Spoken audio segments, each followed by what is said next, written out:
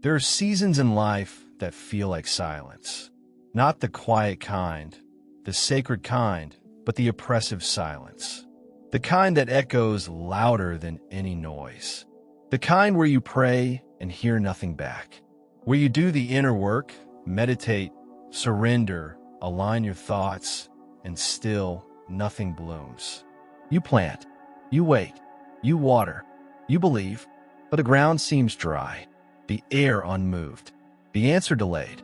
This book was born there, not in a moment of light, but in the depths of stillness. Not when everything made sense, but when I doubted everything I had ever believed about faith. And maybe, just maybe, that's exactly where you are right now. Maybe you're tired of spiritual cliches. Maybe you've heard, just believe, one too many times. Maybe you've tried to manifest, to affirm, to visualize, to surrender, and you feel forgotten, or stuck, or buried. What if I told you you're not failing? What if I told you that your silence is not rejection, it's preparation? That your stillness is not inactivity, it's divine precision? That the universe, God, Source, the field, the divine, is not ignoring you, but rooting you? This isn't a book filled with surface-level encouragement. This is a manual for the dark seasons, the hidden seasons, the sacred middle where everything appears still, but everything is shifting. It's not for those looking for quick fixes. It's not for those trying to escape their present. It's for the becoming ones. The ones who are willing to go deep, grow roots, and rise different. The ones who are willing to ask real questions like, why is it taking so long? Why do I feel abandoned when I've done everything right? Is it possible that something is happening beneath the surface, even if I can't see it? If you've ever felt spiritually pregnant with something you couldn't explain, if you've ever felt like you were called to more but trapped in less, if your soul whispers something is unfolding, even when your mind screams, it's over, this book is for you. Over the next chapters, we will journey into the unseen. We'll explore the law of the seed, the paradox of divine timing, the secret strength of surrender.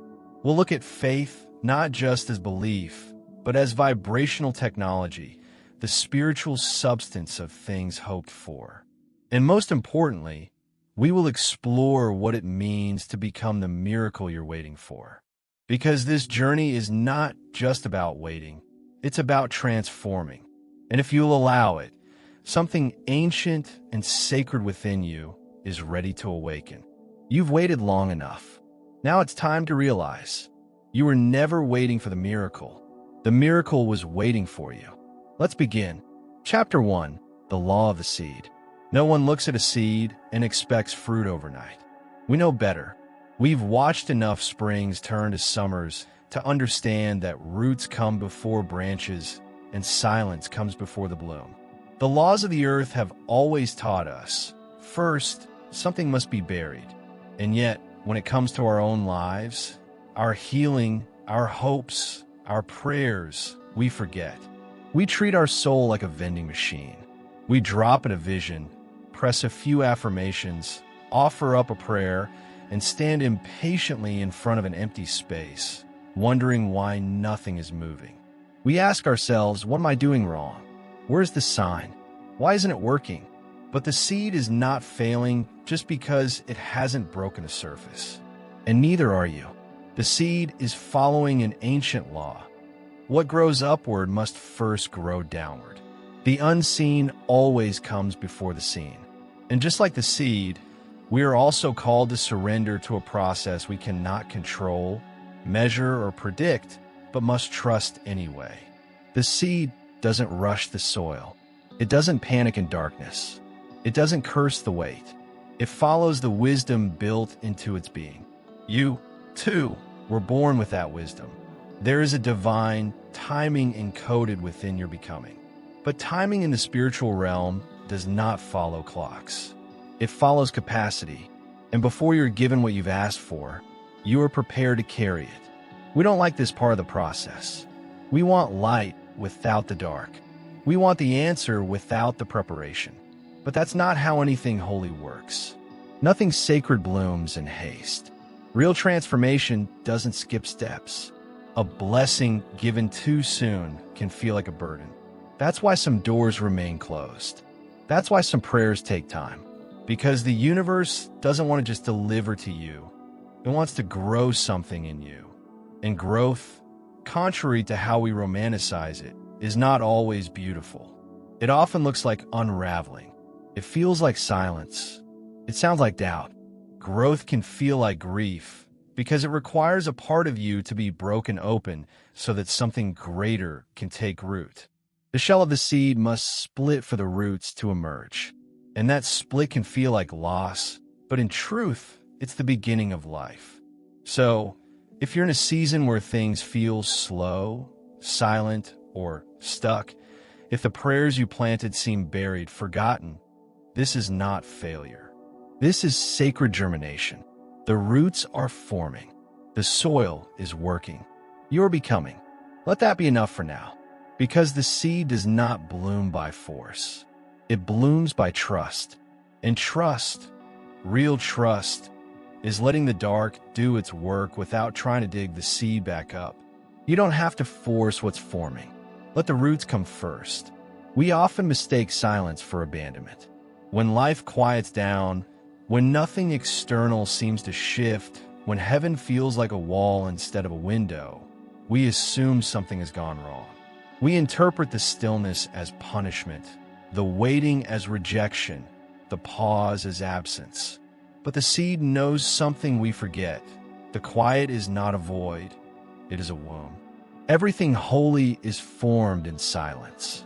The stars were born in silence. The child grows in silence. The roots thicken, twist, and deepen in silence. And the deeper the root, the higher the future rise. Life always honors depth before it reveals beauty. So much of what is breaking down in you is not working against you, is working through you. The loss, the delay, the silence. They're all carving space for something that requires more room than the old version of you could hold. A miracle is not something you receive. It is something you are prepared to sustain. And so the soil is shaping you. The process is shaping you. The dark is not your enemy. It is your shaping place.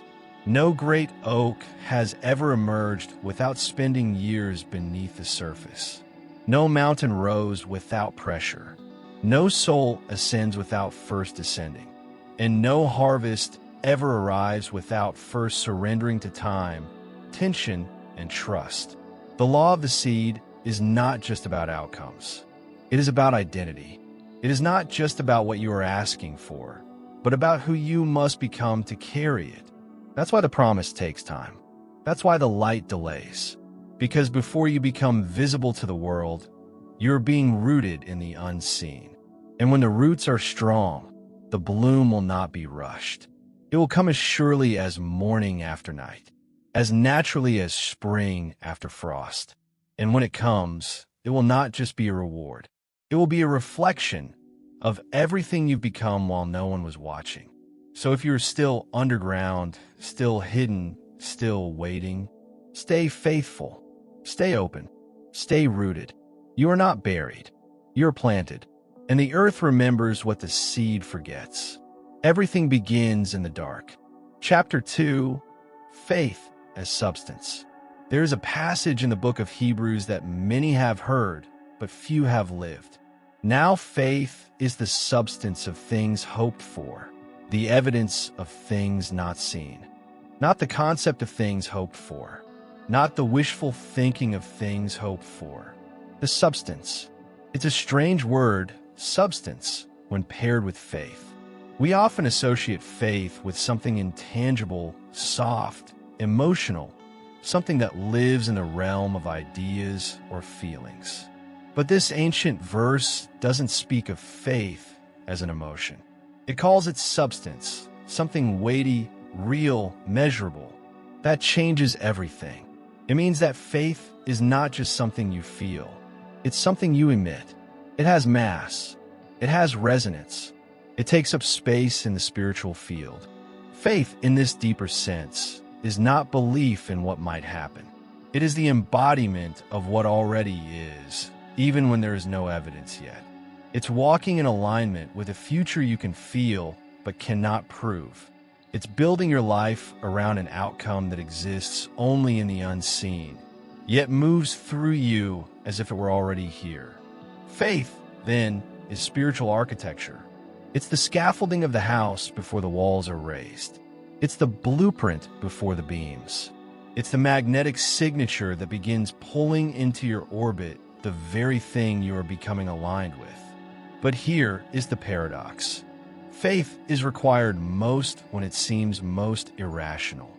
Anyone can believe when the results are visible. Anyone can feel optimistic when life flows. But true faith doesn't wait for proof. It creates it. This is where most people falter. They confuse faith with mental optimism. They confuse it with momentary emotional high. But real faith is far quieter and far deeper. It's not about convincing yourself that something will happen. It's about entering into the felt sense that it already has. To live in faith is to stand inside a reality that has not yet touched time. To embody an energy that belongs to the invisible so completely, so coherently, that the visible world eventually bends to meet it.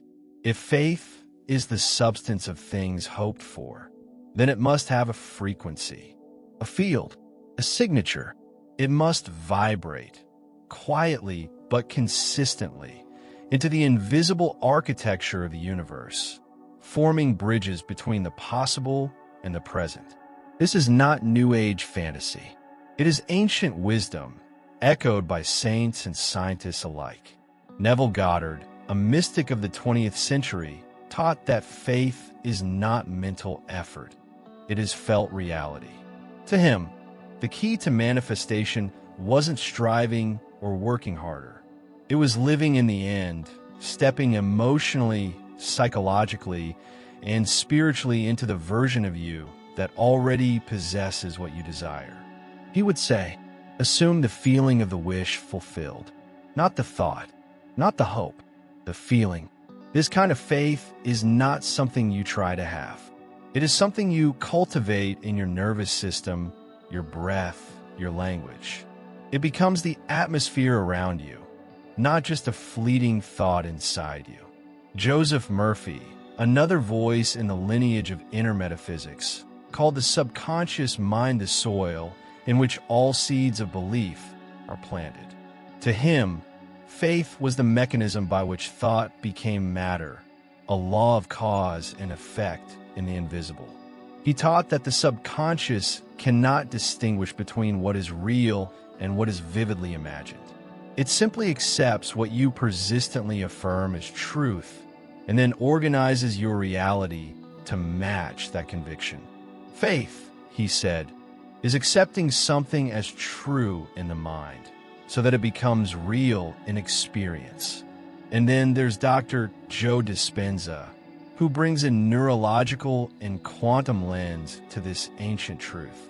In his work, faith becomes coherence when your thoughts, emotions, and body all enter into harmony with a future state of being. Through meditation and repetition, he shows how the brain begins to rewire itself, and the body starts to live as if the future were already now. When that level of internal alignment occurs, the quantum field, what some call God, Source, or the unified field, responds not to your wants, but to your state of being. This is the alchemy of faith. It is not hope. It is identity. You do not manifest what you desire. You manifest what you are in coherent vibration with. That's why affirmations don't work when spoken from fear. That's why prayers don't land when they're soaked in doubt. That's why vision boards fall flat when the heart behind them is anxious, unanchored, or trying to manipulate timing. Faith is not demanding a result. Faith is becoming the version of you who already holds it in breath, in rhythm, in resonance.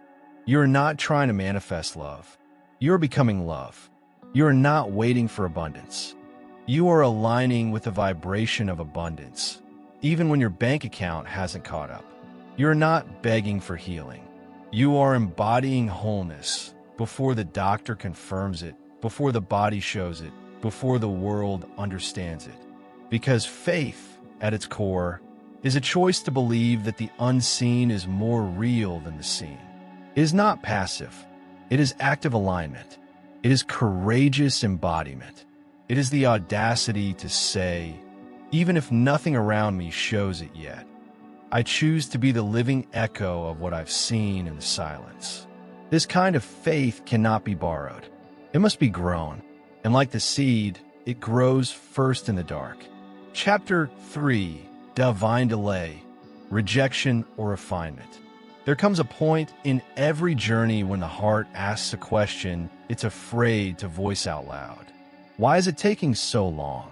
Did I do something wrong? Was I mistaken to believe this was possible? It's not just doubt. It's the ache of time, the fatigue of waiting, the subtle erosion of hope that happens when your spirit is ready, but your reality hasn't caught up. You've planted, you've prayed, you've aligned your thoughts, you've surrendered again and again, and still silence, still no bloom, still the same closed door. This is the place where many people give up, but it's also the place where the wise ones begin to grow roots. Because divine delay is not punishment, it is preparation. And the longer the delay, the deeper the refinement. We live in a culture that worships speed, that sells instant gratification, that mistakes momentum for meaning. But the sacred doesn't obey clocks. The sacred moves at the speed of trust, and trust is rarely in a rush. Delay in the spiritual realm is almost never about the blessing. It's about your capacity to carry it without being crushed by it. Timing is not arbitrary. It is orchestration. And when you pray for a door to open, heaven does not simply check your desire. It checks your foundation. Because if what you want is greater than what you are rooted in, the blessing will collapse the structure. You don't just need the miracle. You need to become someone who won't sabotage it when it arrives. You don't just need the promise. You need the preparation that builds the character, clarity, and calm to receive it without fear. This is what divine delay does. It refines the vessel before the oil is poured. It teaches you to trust what is happening even when you don't understand what's happening. The mind calls it a setback. The soul knows it as alignment. And sometimes, the delay is the only thing saving you from stepping into something you are not yet ready to sustain. We rarely see it that way, of course. We want the breakthrough without the inner shift. We want the abundance without the stewardship. We want the platform without the pruning. But God loves us too much to deliver on demand. The universe isn't trying to hurt you. It's trying to make sure that when it gives, you don't drop it. So instead of asking, why isn't it here yet? Try asking, who am I becoming while I wait? That question will change everything. Because if the blessing arrives and you're still ruled by fear, doubt, shame, or emotional inconsistency, it won't stay. Or worse, it will stay and slowly unravel you from the inside. Delay is mercy in disguise. It's the silence where old patterns are broken. It's the hallway where character is shaped. It's the wilderness where identity is reset. It's not the punishment of the unworthy. It's the refinement of the beloved.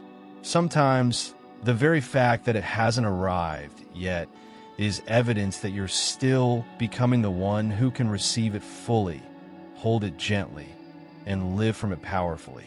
You're not stuck. You're not forgotten. You're not broken. You're becoming. So don't measure your progress by what's visible.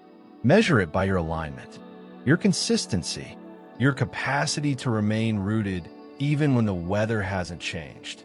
Because that is what will make the miracle last. Let this be your sacred reminder. If it's delayed, it's not denied.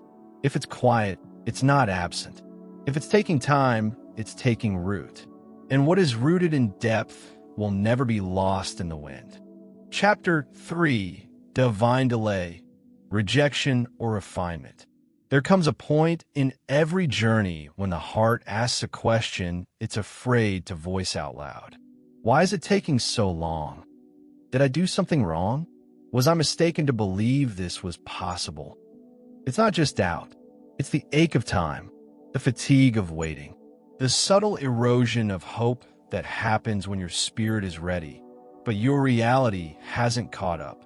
You've planted, you've prayed, you've aligned your thoughts, you've surrendered again and again, and still silence, still no bloom, still the same closed door. This is the place where many people give up, but it's also the place where the wise ones begin to grow roots. Because divine delay is not punishment, it is preparation. And the longer the delay, the deeper the refinement. We live in a culture that worships speed, that sells instant gratification, that mistakes momentum for meaning. But the sacred doesn't obey clocks. The sacred moves at the speed of trust, and trust is rarely in a rush. Delay in the spiritual realm is almost never about the blessing. It's about your capacity to carry it without being crushed by it. Timing is not arbitrary. It is orchestration. And when you pray for a door to open, heaven does not simply check your desire. It checks your foundation. Because if what you want is greater than what you're rooted in, the blessing will collapse the structure. You don't just need the miracle. You need to become someone who won't sabotage it when it arrives. You don't just need the promise. You need the preparation that builds the character, clarity, and calm to receive it without fear. This is what divine delay does. It refines the vessel before the oil is poured. It teaches you to trust what is happening even when you don't understand what's happening. The mind calls it setback. The soul knows it as alignment. And sometimes the delay is the only thing saving you from stepping into something you are not yet ready to sustain. We rarely see it that way, of course. We want the breakthrough without the inner shift. We want the abundance without the stewardship. We want the platform without the pruning. But God loves us too much to deliver on demand. The universe isn't trying to hurt you.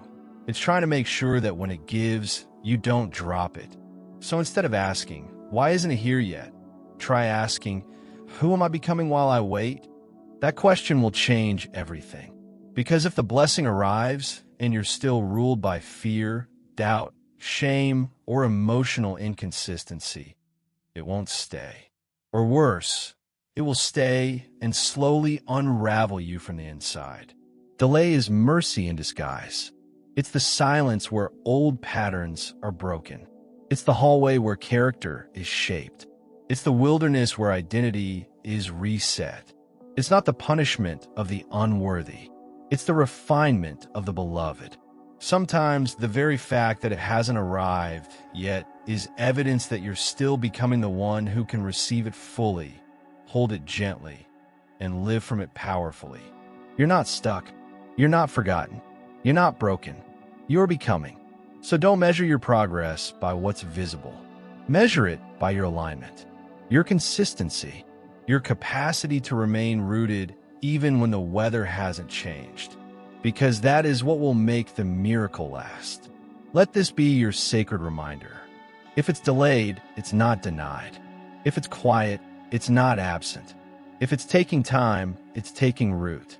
And what is rooted in depth will never be lost in the wind. Chapter 4. The Power of Surrender and Stillness. At some point, every soul reaches the edge of its own effort. You've done the work. You've spoken the words. You've visualized, aligned, prayed, affirmed. You've done everything right, at least everything you were told to do. And still, the door hasn't opened. Still, the shift hasn't come. Still, the results remain quiet, invisible, withheld. This is the moment the ego panics. It tightens its grip. It says, try harder, push more, manifest better, find the block, clear it, rewrite it, reprocess it. But there's a moment in every sacred process when more effort is not what's needed. What's needed is surrender. Not surrender as defeat, not giving up, not collapsing in despair, but surrender as a sacred handing over, a conscious decision to release the illusion that you are in control of timing, outcomes, or the infinite orchestration of the universe. This is where transformation deepens, not in the next action, but in the next breath, not in the next step, but in the stillness between steps. Stillness is not inactivity. It is spiritual technology. When you release the need to manage every variable, when you lay down the anxiety disguised as productivity, when you let go of the timeline you made up in your mind, you open the door to miracles. Because miracles don't happen in mental noise.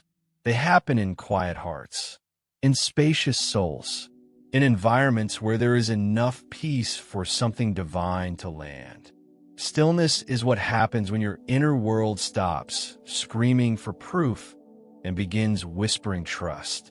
In stillness, you begin to hear the subtle voice beneath all your striving, the one that says, you don't have to earn what is already yours. You don't have to force what is already forming. You don't have to chase what is already on its way. Surrender isn't weakness. It's the deepest kind of strength. It's the courage to stop grasping and start receiving. But we resist this, don't we? We equate stillness with laziness. We fear that surrender means resignation. We are terrified that if we stop pushing, everything will fall apart. But the opposite is true. When we surrender, the pieces that don't belong fall away. The false attachments dissolve. The right alignments emerge, not because we fought for them, but because we made room for them. The truth is, you cannot force your way into what's divinely yours. You can only align, receive, and respond. And all of that begins, not in urgency, but in stillness. Letting go is one of the most courageous things a soul can do. Not because it's passive, but because it is deeply active on a level we rarely understand. Surrender is not stepping away from the path. It's stepping fully into alignment with a rhythm larger than your own. In surrender, you are saying to the universe, I trust your wisdom more than my plans. I choose peace over pressure. I'm ready for what is truly meant, not just what I think I want. This is the moment when inner turbulence gives way to inner stillness. And in that stillness, something subtle begins to shift. You stop clinging to outcomes. You stop begging for signs. You stop tracking time like a thief. Instead, you breathe. You open.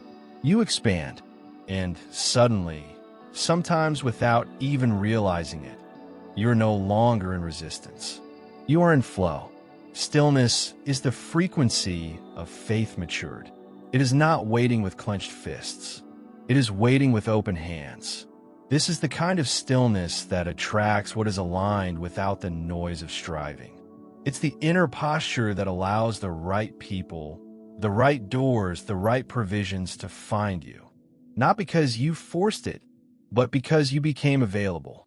When you become still, you become a clear field. No longer tangled in tension. No longer chasing validation. No longer vibrating in fear. And in that clearing, manifestation begins to take form. It's counterintuitive to the ego, but the soul knows. Stillness is not stagnation. It is gestation. It's the sacred pause where the invisible aligns itself for visible release. It's the sacred silence before the symphony. It's the womb where the word becomes flesh. And often, when people say they're not manifesting, it's not because they're doing something wrong. It's because they're not still enough to receive what is already en route. Surrender is how you make room. Stillness is how you hold it. So the next time you feel the urge to fix, chase, or grasp, pause. Return to the quiet center. Listen beneath the noise. And remind yourself, I trust the divine more than I trust my fear. Because the power that creates galaxies does not need your panic. It needs your presence, your permission, your peace. Let the universe do what it's trying to do through you. not by control, but by communion. Because what's meant for you will not pass you by. Not when you are still, not when you are surrendered, not when you are aligned. Chapter 5, Manifestation Beneath the Surface. Most people want to manifest from the surface. They speak affirmations. They make vision boards. They say the right things. And yet, underneath, a different current flows. One of fear, scarcity, doubt, and unconscious resistance. They're planting seeds with their words while their energy is soaked in contradiction. And they wonder why the harvest doesn't come. But manifestation doesn't respond to your lips. It responds to your frequency. It responds to the truth beneath the performance. It answers not the noise of desire, but the depth of coherence. This is the part no one teaches at the beginning. You do not manifest what you want. You manifest what you are. Your life mirrors your vibration, not your vocabulary. And what you believe with your body, your nervous system, your unconscious mind, that becomes your field. That becomes your attraction point. That becomes your experience. This is why the real work is not external. It is identity work. You must become the kind of person who can hold the reality you seek. Not pretend, not perform, become. There's a subtle but enormous difference between wanting a new life and being someone who already embodies it on the inside. A person who is trying to manifest love from a place of unworthiness will only recreate the echo of rejection. A person who is trying to manifest abundance while carrying the frequency of fear will keep attracting lack dressed in different clothes. A person who is trying to manifest healing while identifying as broken will stay sick, not because healing isn't possible, but because they haven't yet stepped into the identity of someone who is whole. That's why the inner world matters more than all the outer action. Because manifestation is not about attracting something to you. It's about drawing it out of you. Your external life is not a collection of random events. It is a mirror reflecting your dominant state of being, not your occasional moment of positivity. This is why temporary motivation fails. This is why mood-based manifestation doesn't stick. Because if your underlying frequency is inconsistent, fragmented, or disconnected from what you're trying to create, the universe can't stabilize it. You can't hold what you're not harmonized with. And so the first question is not, what do I want to manifest? The first question is, who must I become so that this becomes natural? Not forced, not begged for, just inevitable. When most people think of creating a new life, they think of changing their circumstances. But real creation doesn't start outside.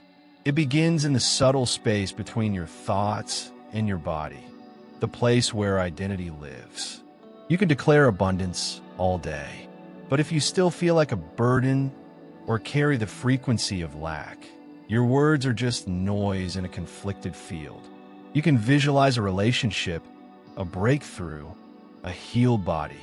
But if your heart is still anchored in doubt, or your nervous system still expects disappointment, you are out of coherence. Coherence is what happens when your thoughts, emotions, and actions are vibrating in agreement. It is alignment, not just intellectually, but energetically. It is when the story in your mind matches the song in your heart. When the words you speak are fully backed by your belief. When your body no longer lives in resistance, but in readiness. This is the shift. This is the moment the universe listens differently. Because now, your whole being is saying the same thing. This is what Joe Dispenza calls living as if, not pretending, not performing, but embodying the version of you who already holds the reality you've asked for. You have to become it emotionally, chemically, biologically. He teaches. That's when the quantum field responds, not to your wishes, but to your state. And that's the difference between waiting and creating. When you wait, you hold the vibration of absence. When you become, you hold the vibration of inevitability. And what is inevitable doesn't need to be forced. it simply flows. So the work is not to manifest harder. The work is to match your internal state to your desired reality so precisely that you no longer need the external world to validate it. And here's the miracle. Once you reach that state, you don't even crave the manifestation in the same way, because something greater has awakened in you. You stop trying to get. You started to be. You've become love. You become peace. You become freedom. And in becoming, the world around you rearranges itself to reflect what is true inside of you. This is manifestation beneath the surface. It is quiet. It is holy. It is powerful beyond language. It is not a technique. It is a becoming. And once you become, the world will meet you there. Chapter 6, Roots Before Results. We live in a world obsessed with outcomes. Show me the results. Show me the numbers. Show me the growth. Show me something I can measure. But in the spiritual realm, that's not how anything of value is created.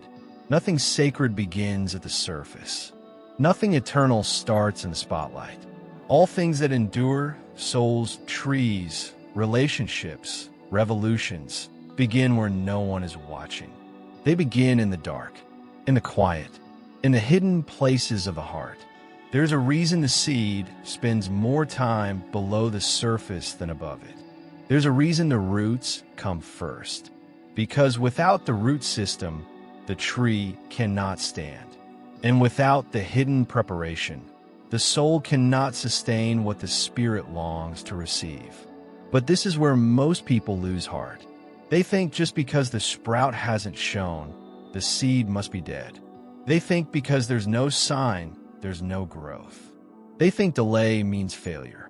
But the wise know something deeper. They know that results are the last part of the process. They know that what is truly powerful takes time to take root. They know that the deeper the root, the greater the fruit. The problem is not that people don't want to grow. It's that they want to grow fast.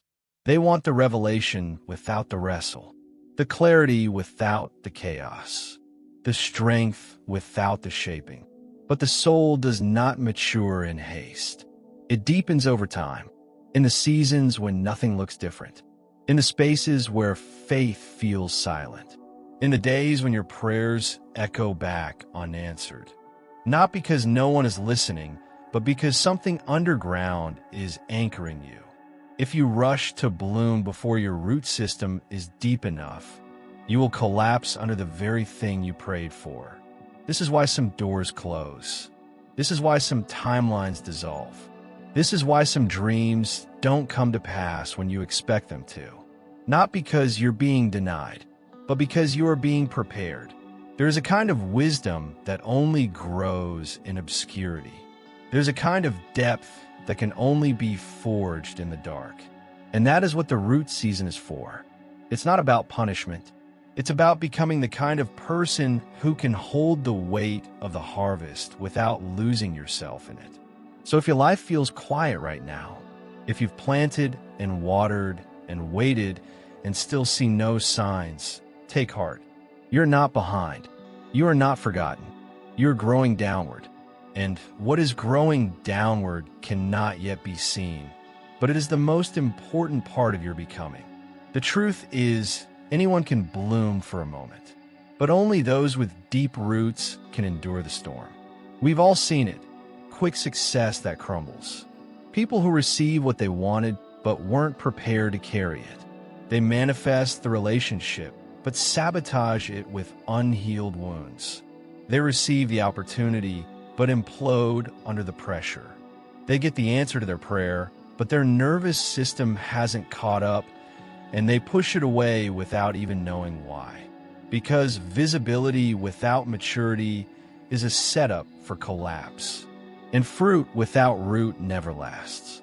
This is why root seasons are sacred. They grow in you what cannot be grown any other way.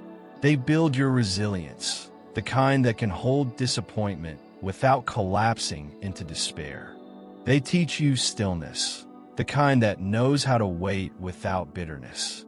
They deepen your devotion, the the kind that stays faithful even when it doesn't feel anything. Most of all, they teach you to trust the unseen process more than your need for external confirmation. And that's the test, isn't it?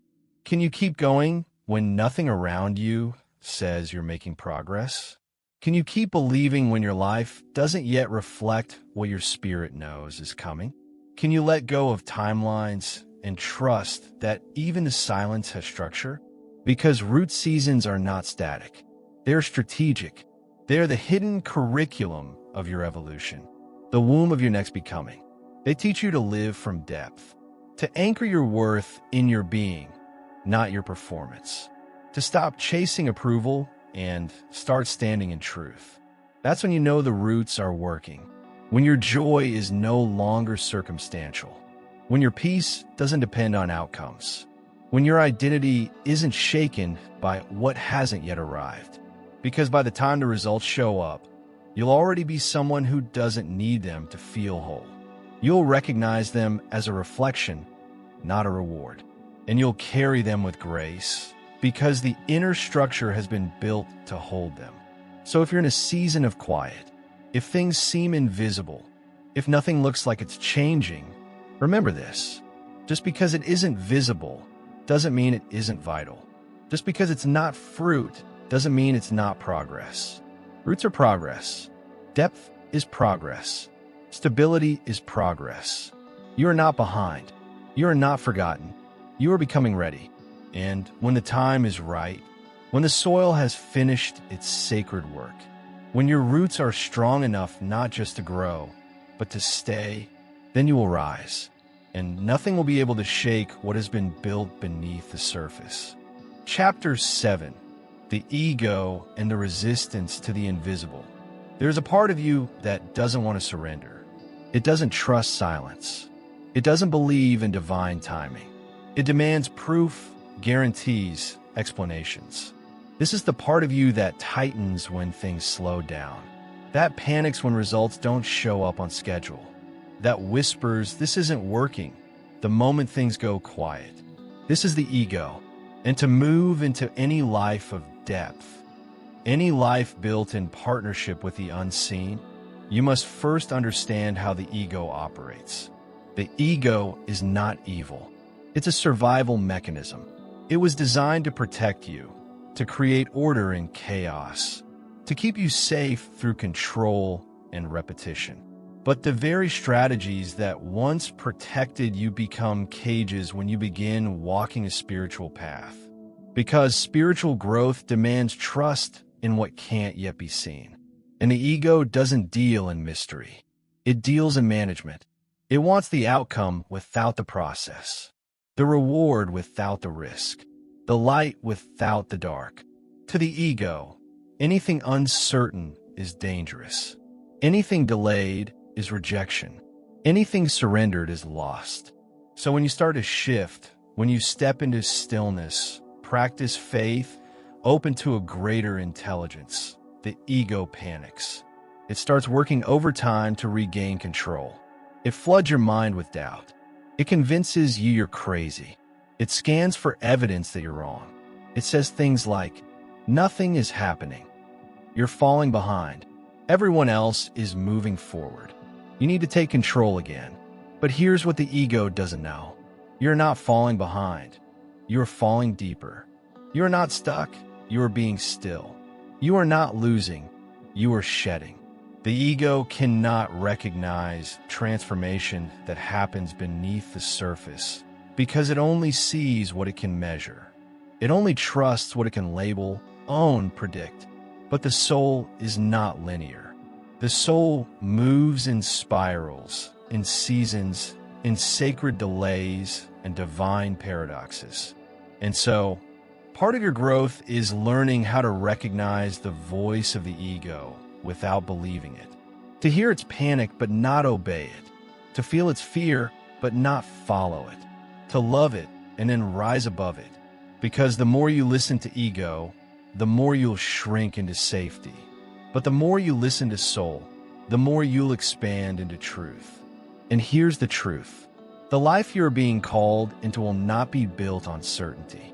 It will be built on trust, and the ego will never feel safe there, which means your spiritual journey will often require you to walk forward shaking, to say yes with trembling hands, to release control even while fear whispers you're being irresponsible. But you're not. You're being repatterned. You're being recalibrated. You're being rerouted, not in fear but in love. And that love doesn't require proof. It doesn't need guarantees. It trusts because it knows, even when it can't explain. So the next time the ego rises with its alarms, pause. Don't silence it, but don't follow it either. Thank it for trying to protect you, and then remind it who you've become.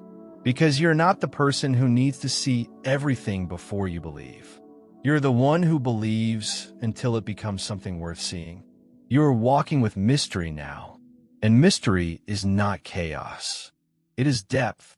It is alignment. It is the language of every miracle that has ever unfolded on this earth. Chapter 8, Unlearning Scarcity, Healing the Roots of Self-Sabotage. You can do everything right. You can pray, align, visualize, affirm. You can surrender, release, and trust. And still, find yourself circling the same limitations. Not because you're weak, not because you lack discipline, but because your inner soil has not yet been cleared of old roots. There are things you may have learned quietly, subtly, over years that now live in the architecture of your mind and body. Beliefs about what you deserve, beliefs about how life works, beliefs about how much is safe to receive. These beliefs are not always conscious. They often hide beneath your affirmations. They disguise themselves as logic. They speak in the tone of your childhood, and they whisper things like, "That's too much. If I get it, I'll lose it. Someone like me doesn't live like that. If I shine, I'll be punished. I don't know what to do with success." This is the scarcity script, and until it is unlearned, it will quietly sabotage every breakthrough you try to build. Scarcity is not just about money or resources. It's a frequency, a posture, a deep assumption that there is not enough time, not enough love, not enough support, not enough of you to meet life. And when that script runs the show, you will shrink even in seasons of abundance. You will self-protect. You will hide. You will push away the very things you've prayed for. Not because you're broken, but because your nervous system has learned to feel safer in struggle than in stability. Some of this is generational, passed down in tone, in silence, in fear. Some of it is cultural, born from systems that told you who you were allowed to be. Some of it is personal, rooted in moments of trauma, betrayal, loss. But all of it can be rewritten. And the first step to unlearning scarcity is becoming aware of how it lives in you. Not to judge it, not to fight it, but to see it, name it, and gently begin to release it. Because you cannot transform what you will not face. And you cannot manifest what you still believe you are unworthy of. To heal scarcity is to reclaim your right to receive. It is to stop performing for worthiness. To stop negotiating for love. To stop living like everything good must come at the price of your peace. This healing doesn't begin with a strategy. It begins with a permission. A sacred, internal yes to the idea that you were never meant to live in a constant state of defense. That you don't have to prove, strive, or hustle for what your soul already knows belongs to you. That it is safe to allow without earning. But for that yes to take root, your nervous system needs new evidence. Because right now, it may still be expecting pain when peace arrives. It may be bracing for loss every time love grows. It may be suspicious of rest. It may still feel more at home in the struggle than in the solution. This is where the work becomes sacred. Because you're not just creating a new life, you're teaching your body that it is safe to receive it. That's what abundance is. Not a number, not a possession, a frequency of safety, an inner reality that says, I trust that I will be held here. So how do you begin to unlearn scarcity? You stop chasing what exhausts you. You stop accepting what makes you small. You stop over-explaining your presence in spaces that were never meant to contain you. You pause. You breathe. You make room. And then you do the most revolutionary thing of all. You open, even just a little, even if it trembles, even if your history screams. You open anyway. You let love in. You let rest in. You let ease in. Not because everything around you is perfect, but because you are ready to feel differently on the inside. That is how the roots of self-sabotage are healed. Not all at once, but moment by moment, choice by choice, breath by breath, until the day comes when you don't have to fight to feel free. Because freedom has become your default. Because you no longer carry the frequency of fear. Because you have remembered who you were before scarcity taught you to shrink. And from that place, you don't just attract miracles. You allow them. Because you finally know you're not too much. You're not asking for too much. You're not behind. You were only ever waiting for the moment you felt safe enough to receive what was already yours. And now you are. Chapter 9, Divine Timing and the Clock of the Soul. We live by clocks, by calendars, deadlines, goals. We wake up measuring time, and we go to bed haunted by it. I should be farther by now. I'm behind. Everyone else is moving faster. We carry a sense of urgency in our bones. Not because we are broken, but because we were raised in a system that worships speed. But the soul does not move by seconds. The sacred does not count minutes. The divine does not rush. There is a time beneath time, a rhythm beneath routine, a deeper current that moves not by what is expected, but by what is aligned. The ancients called this kairos, not chronological time, chronos, but appointed time. The right time, the time when everything opens, not because you forced it, but because you became ready. Kairos cannot be measured by clocks. It is not when the opportunity shows up. It is when you become the person who is ready to receive it. And that is where most suffering occurs. Not in the waiting itself, but in our resistance to waiting. Because we confuse waiting with punishment. We assume delay means something's wrong. We interpret every pause as rejection. But in truth, the delay is often a container for preparation. The delay holds you in the mystery until your foundation is strong enough to hold the answer. The delay is not wasting time. It is forming you in secret. It is pulling threads together you cannot yet see. It is aligning people, opportunities, insights, ideas. You think nothing is happening, but in the field of the unseen, everything is moving. The soul knows this, but the ego forgets. It looks at clocks. It panics. It compares. It blames. And it misses the invitation to live by a different tempo. Most of the anxiety you feel isn't because things are falling apart. It's because your timeline is. The version of life you built in your head. The one where it should have happened by now, where things should look a certain way, is unraveling. And in its place, something truer is trying to rise. But you can't feel that truth when your inner world is held hostage by a ticking clock. You weren't meant to live that way. You weren't meant to measure your worth by your pace. You weren't meant to fear time. You were meant to dance with it. Divine timing is not about delay. It's about orchestration. The reason it hasn't happened yet isn't because it's been denied. It's because what you asked for requires a version of you that can hold it without collapsing. It requires a setting that hasn't quite come together. It requires healing in others you haven't met yet. It requires strength in you that hasn't fully formed. And so yes, the universe says, not yet.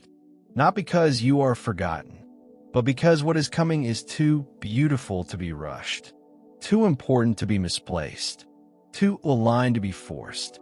And here's the truth you rarely hear. Sometimes the gift you ask for is waiting on the healed version of you to arrive. Not the perfect version, but the grounded one. The one who doesn't chase. The one who doesn't panic. The one who knows that if it's aligned, it will never miss you. The ego asks, how long will this take? The soul whispers, as long as it needs. That's what divine timing feels like. A deep breath, a release of control, a sacred knowing that you are no longer counting minutes. You are honoring momentum. You're living by the clock of the soul now. And the soul doesn't care if you're late. The soul only cares if you're present, available, receptive, rooted in truth instead of performance. So let this be your permission. You're not late. You're not falling behind. You're not failing. You're right on time, right on rhythm, right on the edge of something that only patience could prepare you for. And when it arrives, when the doors open, when the call comes, when the alignment clicks, you will not feel surprised. You will feel ready because you stopped fighting the timing and you started trusting the unfolding. Chapter 10, the body as portal. You are not just a soul trying to ascend. You are a soul who chose to descend into form, into breath, into muscle and bone. And for every spiritual truth you know in your mind, there's a deeper truth your body is still learning to trust. You may understand surrender. You may understand faith. You may know, intellectually, that the universe is working for you. But what does your body believe? What does your chest do when life gets uncertain? What happens in your gut when nothing goes as planned? What floods your nervous system when you're about to receive the very thing you prayed for? This is embodiment. And until your body feels safe, your manifestations will feel fragile. Because your body is the storage space of every belief you've inherited, absorbed, or survived. It holds the memory of every betrayal. Every moment you were told to shrink. Every time you were taught that love is unsafe, or joy is temporary, or being seen is dangerous. And so even as you declare new affirmations, even as you visualize new outcomes, your body may still be holding on to old codes. Codes that say, we can't trust this. We've been here before and it didn't end well. It's not safe to let go. But here's the miracle.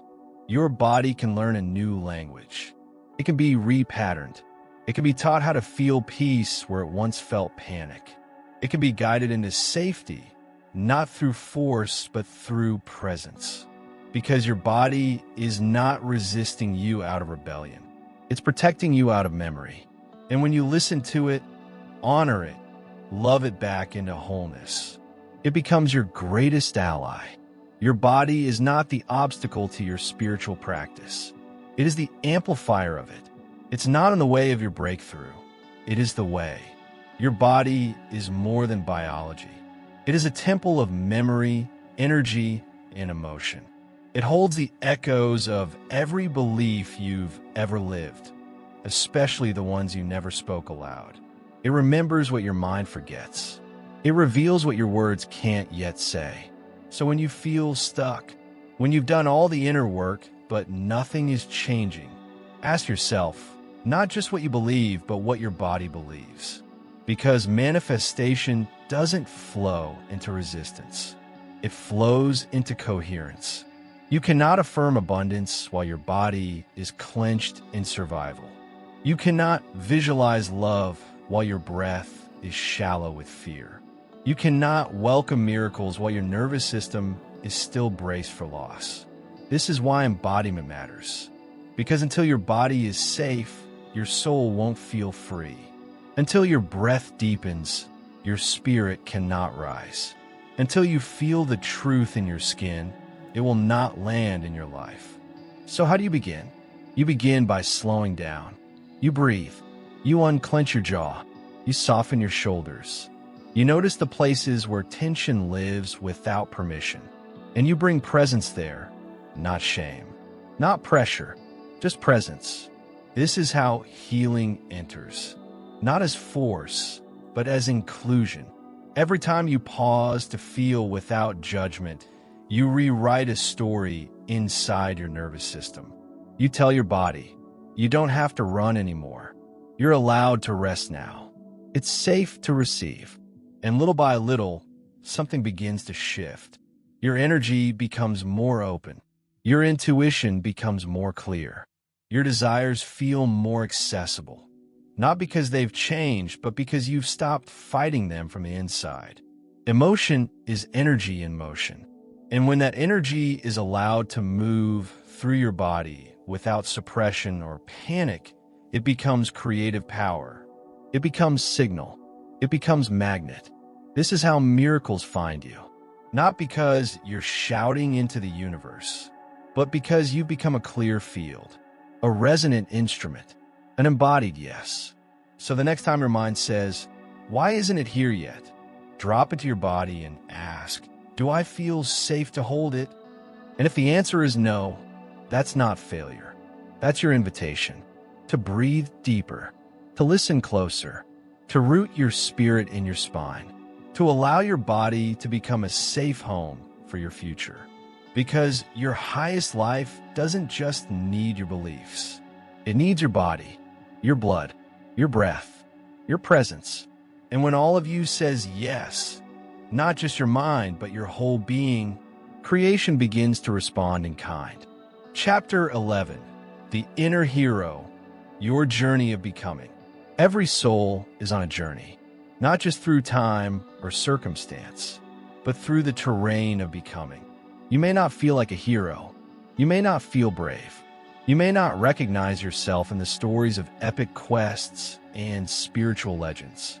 But make no mistake, you are a sacred story, and it is unfolding through your heartbreaks, your longings, your questions, and your courage to keep showing up, especially when it would be easier to run. The path of becoming is not linear. It is circular, spiral, archetypal. It follows the same pattern told for thousands of years, through myths, scriptures, dreams, and ancient traditions.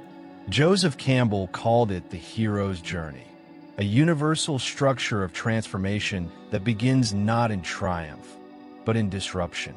And maybe, just maybe, that's where you are right now.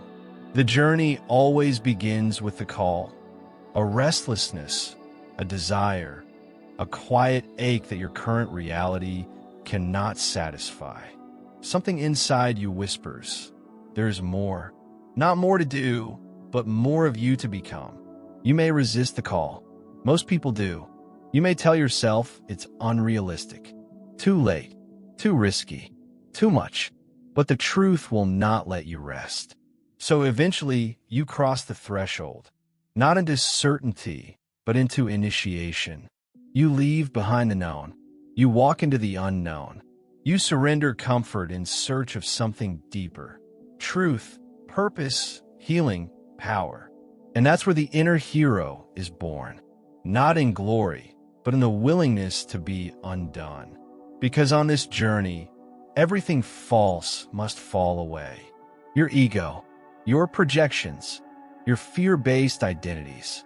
You will lose things, people, roles, assumptions, versions of yourself that were never real to begin with.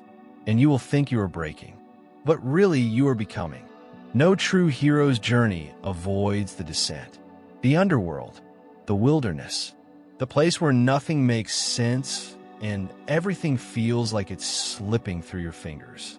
This is where the soul is stripped bare, not because it is being punished, but because it is being purified. This is the night of the soul, the valley between who you were and who you are becoming, the space where your old strength won't carry you and your new strength hasn't quite arrived. You'll try to go back. You'll beg for clarity. You'll look for shortcuts, but nothing will work. Because this part of the journey is not about fixing. It's about facing. It's where you meet the shadow you've run from, the grief you buried, the stories you inherited that were never yours. And you will break, yes, but not into pieces, into truth. And it is there, in the dark, in the quiet, in a moment where everything else has failed, that something holy happens. You stop running. You stop performing. You stop negotiating with fear. And you finally say, if I lose everything, but find myself, it will be enough. That is when the shift begins. Not because the pain ends, but because your resistance to it dissolves. You begin to see with new eyes. Not the world as it appears, but the world as it truly is. Alive, sacred, rooted in love, even in loss. You rise not with the arrogance of having conquered, but with the humility of having been transformed.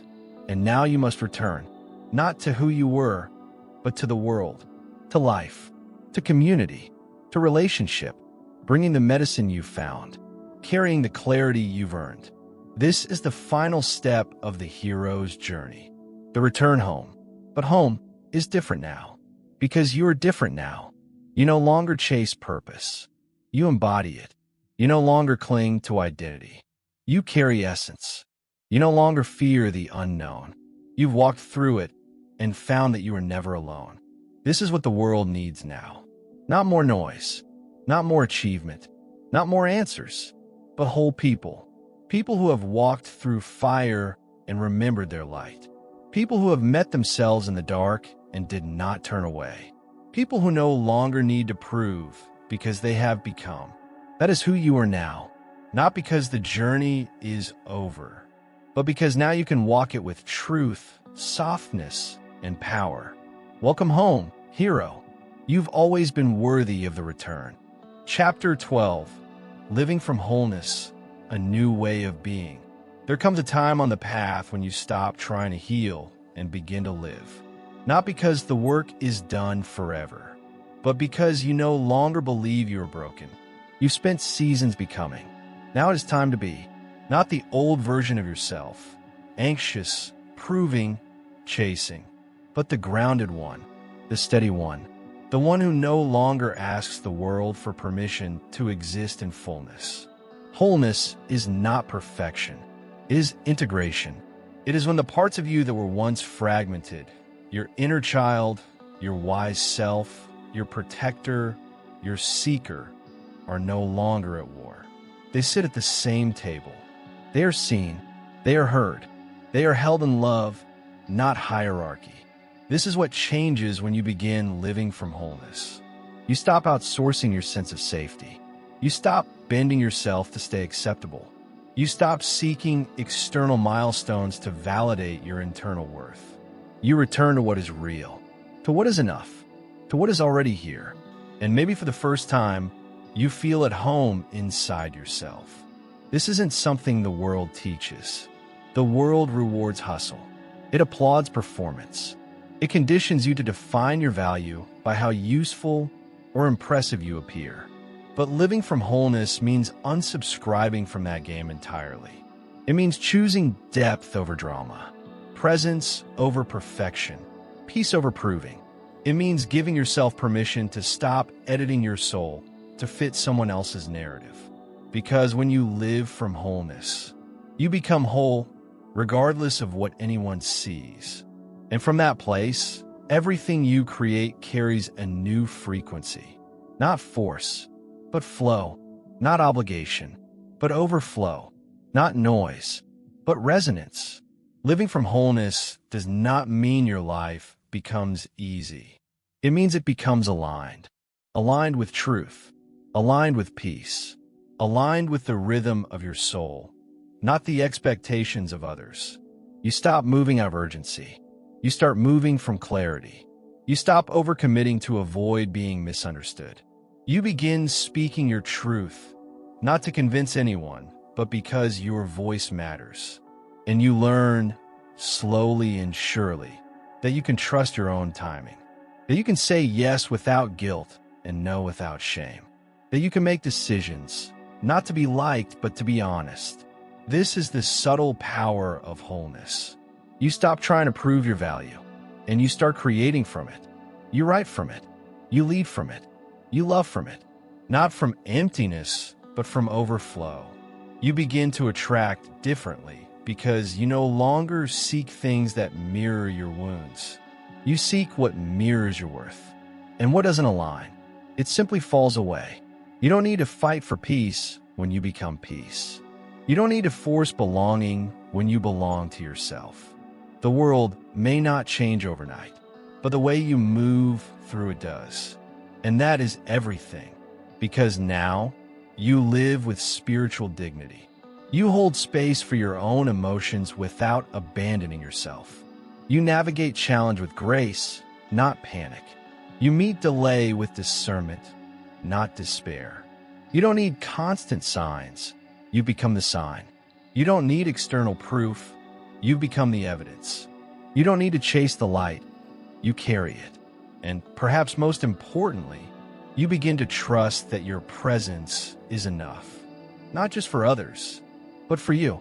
So now, as you move forward into the ever-unfolding chapters of your life, let everything you do, every word you speak, every boundary you set, every dream you pursue, flow from the wholeness you now know is yours to live.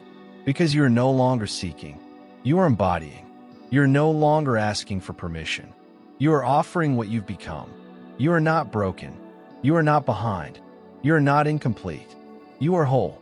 And from that sacred place, all things are possible. Closing words, the echo of becoming. You have walked a long way through these pages, not just through language, but through layers, through pain, through remembering, through the unlearning of urgency and the welcoming of soul.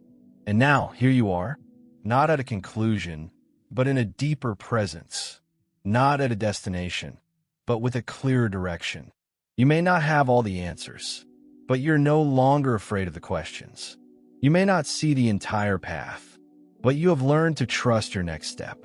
You may still carry shadows, but now you do not fear them. You bless them, because what you've received on this journey isn't just knowledge. It is embodiment. It is integration. It is the quiet power of knowing that everything you need has always been within you. And now you've remembered how to listen to the stillness, to the deeper yes, to the truth that rises without shouting. This is the real miracle, not the things you will manifest, but the you who will manifest them.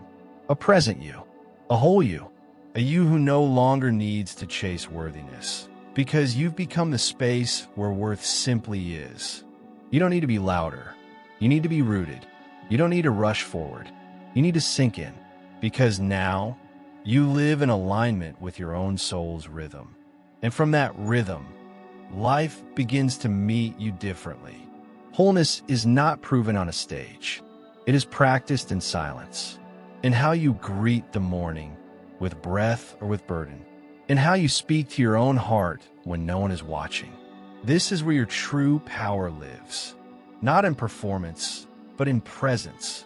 When you open your eyes and remember that life is not something to survive, it is something to walk with, to partner with, to receive, not conquer. And so, from this moment on, let your life become your practice. Let your relationships become your ritual. Let your presence be your prayer. Speak less to be impressive. Listen more to be intimate. Hold space for yourself daily, not just when it's convenient. Nurture joy, not as a reward, but as a frequency. Return to your breath as often as you return to your thoughts. Let stillness no longer scare you. Let slowness become sacred. Let simplicity be enough. And when life feels heavy again, as it will, when the old fears resurface, as they do not rush to fix. Return to what is real. Return to what is within. Return to what you now know. You are not behind. You are not broken. You are not too late. You are becoming. You are remembering. You are here. And here is holy. So walk softly. Speak truthfully. Love deeply. And let every part of you be welcome on the journey. Because this is how the world changes. Not through force, but through presence. Not through striving, but through integrity. You're no longer seeking the light. You are carrying it. So go now, not to chase more, but to live more fully, more kindly, more freely. And if this journey has touched even one forgotten place inside of you, then know you have already begun to change the world, one breath at a time. Final blessing. If you've made it this far, it means something in you is awakening. Something sacred has stirred. Don't rush away from it. Sit with it, honor it, and share it. If you love this message, leave a comment and tell us where you're listening from. Share this with someone you love. And don't forget to subscribe. Every day, we bring you new messages to feed the soul.